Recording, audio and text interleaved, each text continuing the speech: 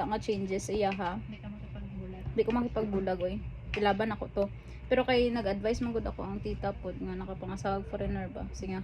Walay foreigner nga na girl best friend oy. Ano siya. Kabalo man pod ko bisag sino man nga lalaki wala na dapat na girl best friend ana gud. Kabalo man ko. Nga to gi-observe lang ako. Dito naman gud siya permanente ga comment, ga like, ga oo, ga heart. So something na gud eh. Tanan ako kano sa iyang birthday. Single tanan kabalo siya tanan nga details. Single mom sa edad, mag-abroad asa naglakaw, what time ang iyang off, what time iyang off, time nga mag-live sila, mag-video call sila. Tung gipangutanan na ako about sa kuha. Wala na day. Wala sa kabalo? Wala siya kabalo pila akong edad, kano sa akong birthday. Tapos daghan pa gid siya rason-rason.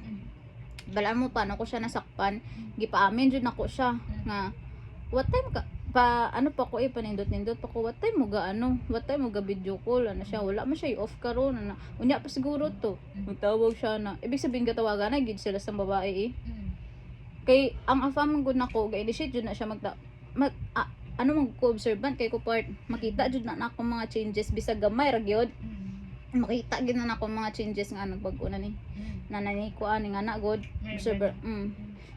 observeran ako ba mo to wala eh gi-let go ko eh syempre nga na mag-antos man ko sa lalaki nga na man alam na pati may akam mo sa ilin pero bulag mo sila wala na ako nag-asay mo kabalo ka nga ano dagan ang pud gani mga ano nako mga miga nako ba friends nako pag college god afam daw ko no muna bisan pamilya nako nakaingon pud na nga ano tong afam ni mo yung pangita pud sa ko apart sila ko kailangan sila oh my god muna karon gusto man tanin ako ipaila pero dili ko ba kay basi pud baya pag ipaila nako mawala na pud ba ano good wala man sa ko ang ano na hanga ipaila nako okay lang man gyapon nga mawala siya or what pero na good as a respect naman sa pamilya ba pero mo lang na pero sakit man gud sa part nako ba nga paila nako pag pila ka how many years na to di ay